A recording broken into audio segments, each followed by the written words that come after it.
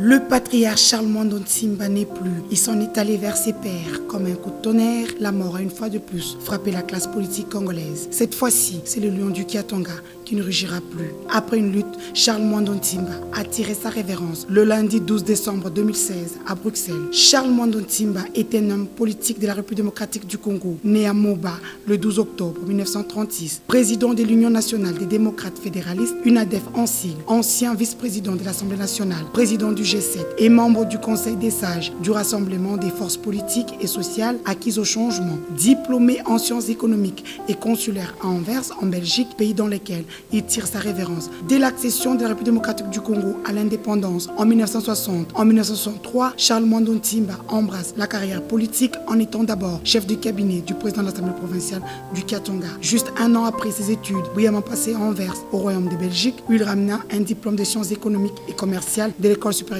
de l'État. De 1964 à 1965, il fut chef de cabinet adjoint du gouverneur du Katanga. Sa victoire en 1965 fera de lui député national, puis suivirent d'autres mandatures.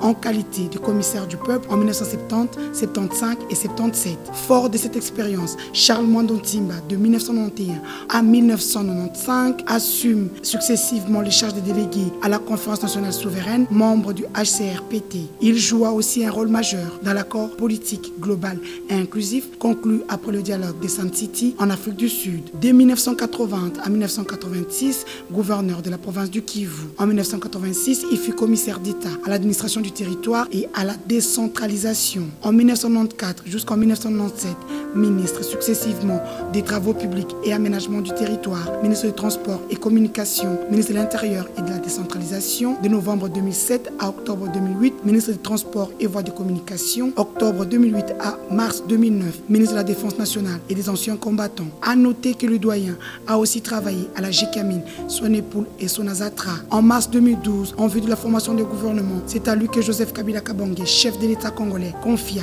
la lourde mission d'information afin d'identifier une coalition en vue de la nomination d'un Premier ministre. Très expérimenté et leader depuis 1995, Charles Mwando Ntimba est presque permanent dans les différents gouvernements. Un homme dynamique, efficace, mobilisateur et charismatique, il n'a jamais manqué un moment pour mettre à profit de son temps. Drainant une immense tristesse de la Belgique à son Katanga natal, le peuple congolais aura coulé les larmes bien chaudes que justifient les hommes, femmes et enfants de le fleuve Congo de sa source à son embouchure. Certes, une triste nouvelle et une immense perte. Charles Mwando Ntimba incarnait un père pour plusieurs, un pilier pour plus d'un, un homme de conviction, de foi et déterminé à atteindre ses objectifs et surtout un mari aimant, un ami et un collègue. Il a jeté toutes ses forces dans la bataille politique comme il en avait l'habitude. C'était donc non seulement un père pour les plus jeunes, une référence dans le combat politique, un homme déterminé à aller au bout de ses convictions. Il tenait à effectivement gagner le combat démocratique pour le peuple congolais en lui apportant ce qui lui revient, à savoir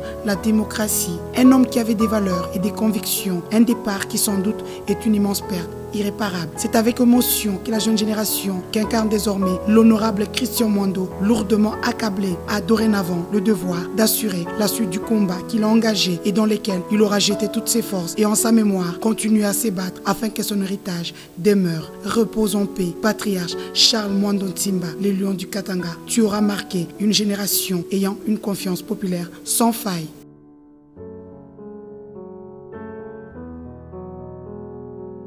Très cher collègue Charles Mwando, très cher papa, cher ami, lorsque le président de la République Joseph Kabila Kabange vous avez désigné comme candidat premier vice-président et que vous avez été élu, je m'étais posé une question.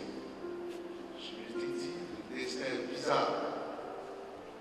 Ce monsieur que je connus comme papa lorsque j'étais tout jeune, aujourd'hui sera mon collaborateur le plus direct. Je sais quel est son profil, sa personnalité forte.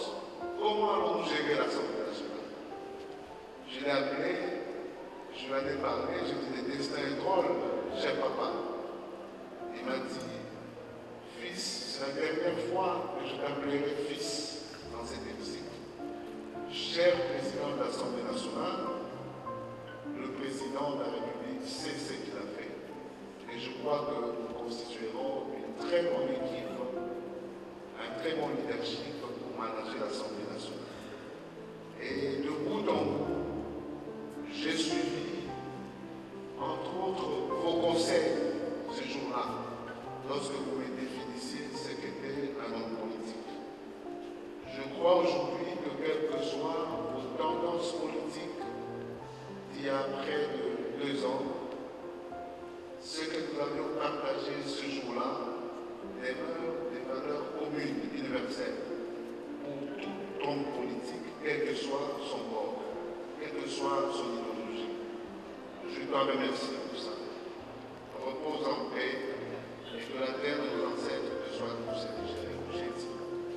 Je vais faire un témoignage sur Charles Mando, dont la carrière est pleine, nous le savons tous. Je vais parler plutôt de mon président de la commission PAG. Vous parlez également du parlementaire comme vice-président de l'Assemblée nationale, que j'ai eu accompagné plusieurs fois lors des missions à l'étranger. Et en fait, je vais vous parler des parlementaires en politique avec lesquels nous partageons jusqu'à sa mort la plateforme. Jacques Mando était un grand commis de l'État et un vaillant serviteur de la République. On vous l'a dit tout à l'heure, un homme rigoureux, un homme méticuleux, mais aussi un homme assidu. J'ai eu à voyager avec lui, j'ai eu à discuter avec Jacques Mando. Difficile de le convaincre. Jusqu'au verbe près, quand vous nous soumettez un écrit, vous devez discuter de tout. C'est quand il est convaincu qu'il accepte d'apposer sa signature. Et lorsqu'il a donné l'instruction, vous devez la comprendre. C'est après que vous pouvez faire des observations.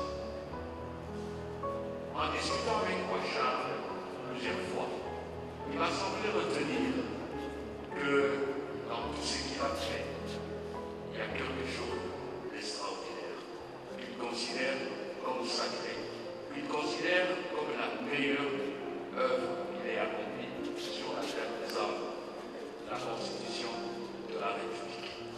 Jean Mando était président de la PAG au moment où nous rédigeons la Constitution. Certes, œuvre collective, mais dont Jacques a toujours pensé qu'il pouvait se réclamer à bon droit et légitimement la co-paternité.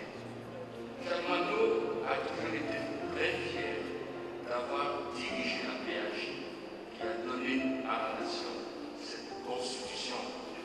Œuvre parfaite, comme le disait Christophe, c'est une œuvre de haute importance nationale, une œuvre d'une noblesse accomplie parce que c'est la Constitution qui fonde la République démocratique d'aujourd'hui et son État. C'est là, chers amis, l'essence profonde de la révolte de Moukouacha. C'est là l'essence profonde de la réqualification de son action politique au cours de ces 2 dernières années. Le dernier élément, l'humilité et le pardon. Excusez-moi, je veux vous lire quelques passages de l'entretien téléphonique que j'ai eu avec Jacques Mando de Despo.